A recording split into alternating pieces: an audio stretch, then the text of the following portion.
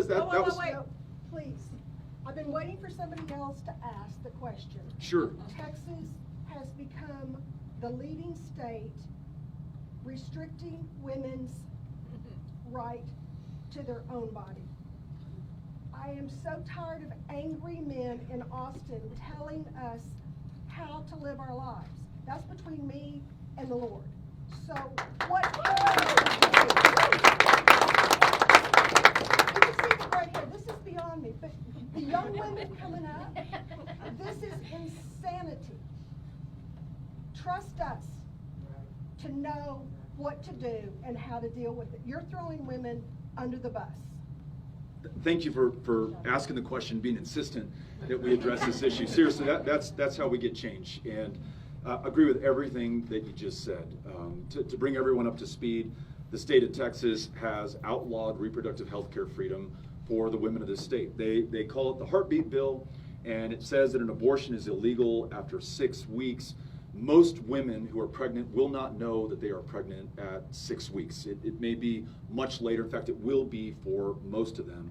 And not only has abortion become criminalized, but anyone who assists any woman in obtaining an abortion will now have a $10,000 bounty on their back that any American, not any Texan, any American from Maine to California can try to cash in on right now. And unless we think that this is about life, then let us think about this. This state is at the epicenter of a maternal mortality crisis. More women, more moms are dying in childbirth or after childbirth than in almost any other state or any other developed country in the world right now.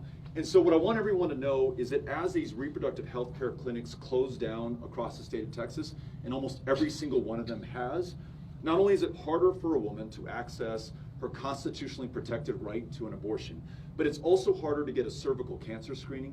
It's harder to get reproductive health care help. It's harder to see a doctor at all for many women, especially in rural communities, given the fact that we're the least insured state in America. So this is a life or death issue, and it is completely out of bounds of anything else happening in this country today, and getting back to the proud traditions of Texas, out of bounds of anything that we've seen in Texas.